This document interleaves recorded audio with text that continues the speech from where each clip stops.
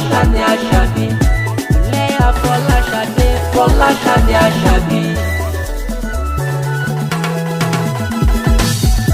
Ilé Fọláṣadé mo kí ọ lónìí káàbọ̀ sínú ọdún tuntun rẹ̀, ọdún rẹ̀ ló bá ọ.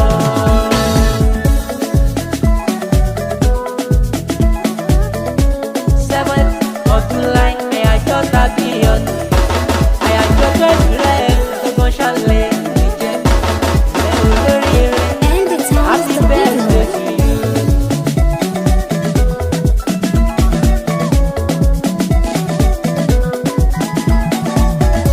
Ṣé ká bẹ̀rẹ̀ kájọ́, ṣé ká jọ gbọ́lù àga tó ráhùn padà gbọ́dọ̀ tó fi fún ọdún rẹ̀.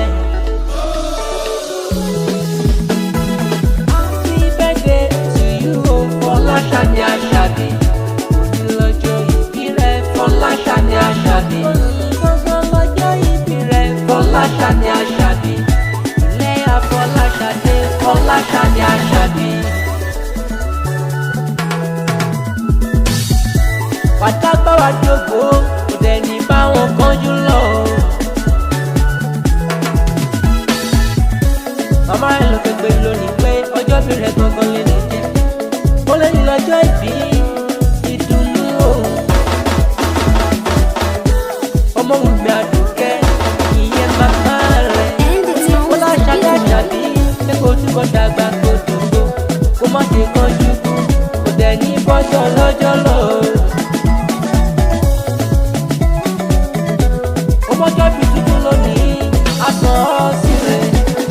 Fọláṣadé ìgbà ọdún kan ni.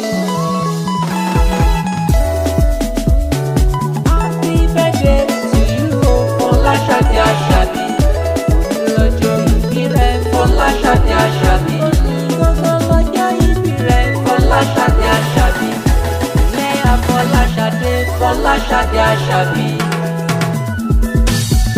Ìbàdàn nílò lè ṣá nínú bàbá tó bí ọ.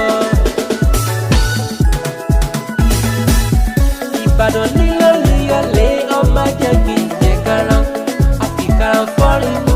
Agbọ́sámọ́sá ẹ̀yìn ni agbọ́yá bóyá ṣe bẹ́yìn lọ ní ìlú Àjàyí, ìlú Òjó, ìlú Ìbíkúnlé, Ológbòdò kẹ̀rìírí kẹ̀rìírí kẹ̀rìírí. Òwà àdàgbà wa tó tó onífọdún lèyí ṣàṣemọ́. Fọláṣadé ní gbọ́dún ọdún kan ní. You're listening to Anytone 3 Beats. Fọláṣadé Àṣàbí.